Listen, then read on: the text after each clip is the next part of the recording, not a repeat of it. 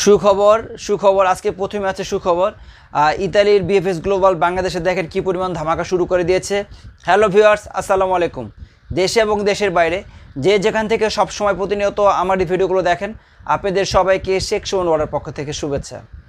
আশা করি সবাই ভালো আছেন। আলহামদুলিল্লাহ আমি ভালো আছি। আজকে খুবই সুখবর নিয়ে আলোচনা করব, যেটার অপেক্ষায় আপনারা ছিলেন, এবং সেটা হলো 2023 সালের যারা পাসপোর্ট জমা দেওয়ার পর যারা পাসপোর্ট এনেছিলেন, প্রায় আজকে 2 বছর হয়ে গেছে, 2.5 বছর হয়ে গেছে অনেকের।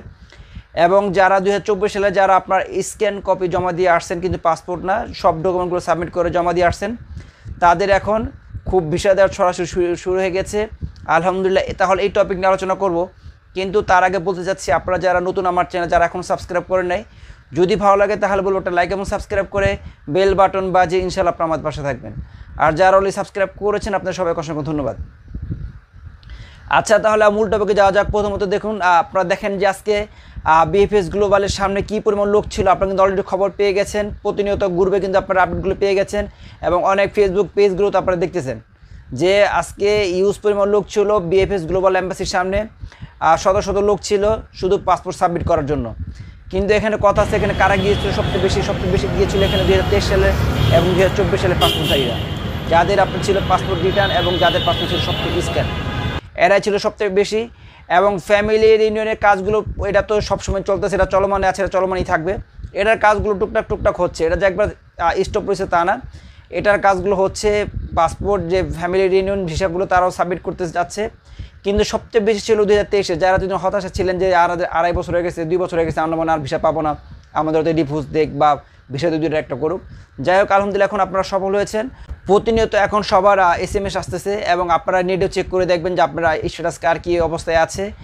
এবং যারা পাসপোর্ট রিটার্ন এবং যারা পাসপোর্ট স্ক্যান আনছেন, এই ধরনের লোকগুলো এখন বেশি পাসপোর্ট সাবমিট করতেছে, এবং ফ্যামিলি ইউনিয়ন। কিন্তু এখানে একটা কথা আছে, এখানে আপনার হতাশজনক হলো অ্যাপয়েন্টমেন্ট ভুক্তভোগী যারা অ্যাপয়েন্টমেন্ট আপনারা যারা আছেন 2025 সালের 22 অক্টোবর পর, 2024 সালের 22 অক্টোবর পরে এবং 25 সালের টুকটাক হালকা পাতলা লোক অ্যাপয়েন্টমেন্ট পাচ্ছে। কিন্তু 2024 সালের 22 অক্টোবরের আগে যারা আছেন তারা কিন্তু অ্যাপয়েন্টমেন্ট পাচ্ছে না, পুরাই টোটালি স্টপ। তারা কোনো অ্যাপয়েন্টমেন্ট পাচ্ছে না, তাদেরগুলো এখন সাসপেন্ড অবস্থায় আছে।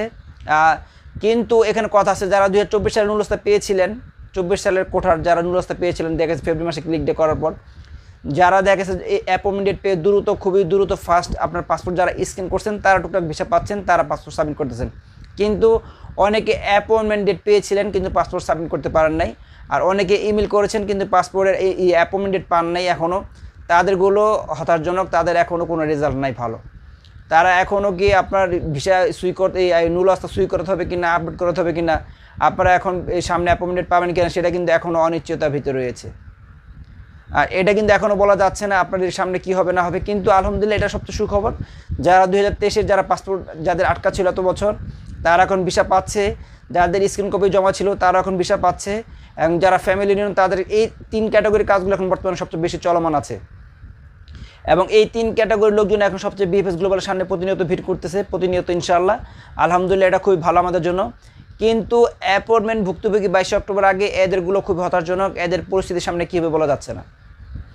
বিষয়টা তো আপনারা ক্লিয়ার হয়তো বুঝতে পারছেন আমি কী বলতে চেয়েছি। তারপরেও আমি সবসময় আপনাদের আপডেটগুলো দেওয়ার চেষ্টা করি। তারপর যদি কোনো প্রশ্ন থাকে অবশ্যই আপনারা কমেন্টস করে জানাবেন, ইনশাআল্লাহ আমি আপনাদেরকে রিপ্লাই দেওয়ার চেষ্টা করব।